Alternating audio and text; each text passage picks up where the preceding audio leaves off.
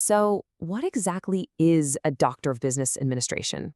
A DBA. What's it for? Who's it for? And how's it changing for today's executive leaders?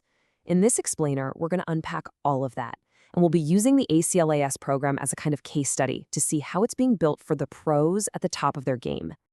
All right, let's start with a question. And this one's for a very specific person. Maybe, just maybe, it's you.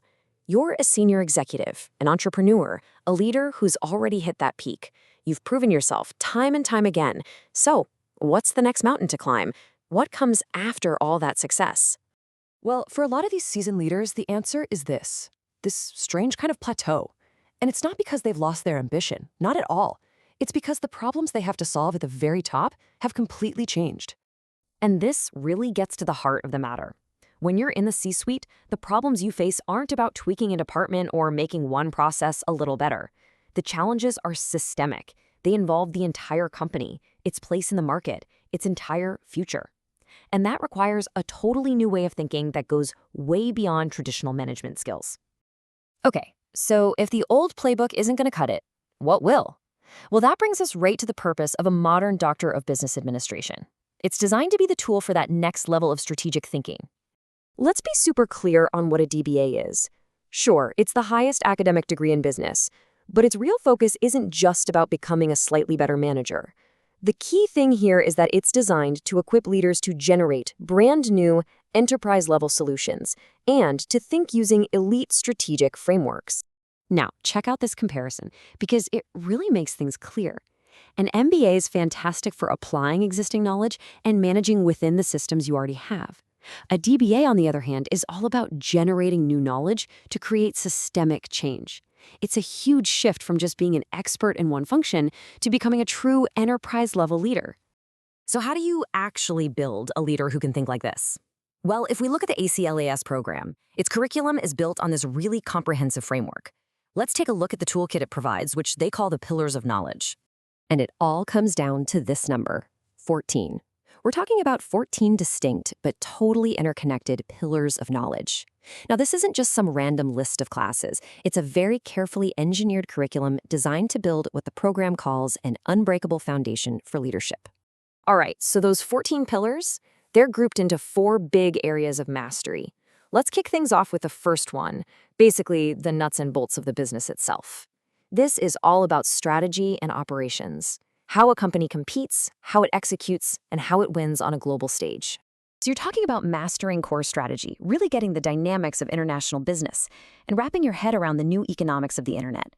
And what I think is so important here is how it's all tied together with the discipline of project management, right?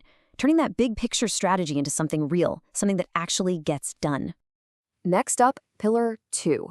This is all about commanding the language of the boardroom, finance. And look, this goes way beyond just reading a balance sheet.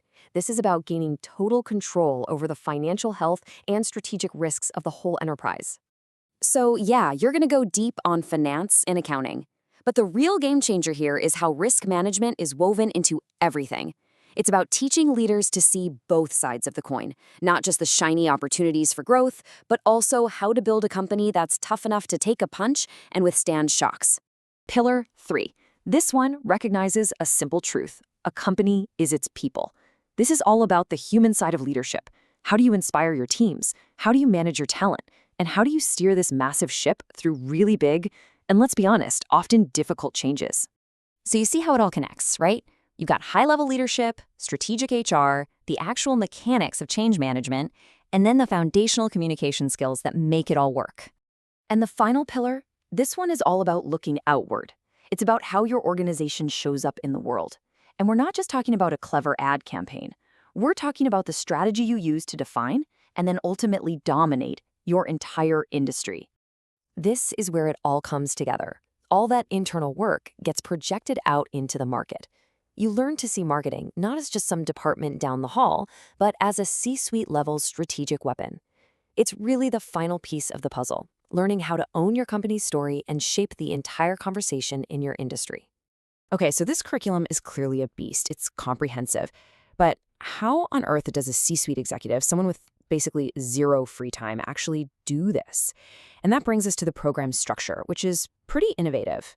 Yeah, let's just call it what it is. The number one thing stopping any senior leader from doing something like this is time. I mean, their calendars are absolutely brutal. A traditional school schedule, it's a non-starter.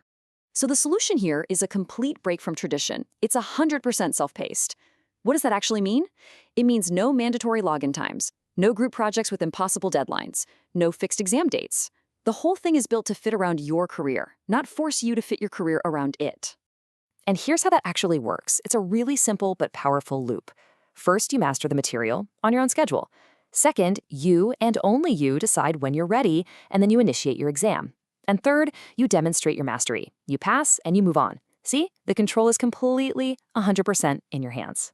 So you've gone through all 14 pillars. You've done it on your own terms. What's the payoff? What does this actually unlock for you at the absolute highest levels of the business world? You know, I think this quote really just nails it. It's not about getting another degree to hang on the wall. It's about gaining ultimate intellectual authority and practical foresight. Think about that. The power to not just lead your industry today, but to actually see where it's headed tomorrow. And that kind of authority, well, it leads to some pretty specific places. This program is literally designed for people aiming for the C-suite in a Fortune 500 company, or to become one of those elite consultants who get called in to solve the impossible problems, or to be an entrepreneur who doesn't just compete in a market, but actually creates one. And that leaves us with one final thought. One big question, really.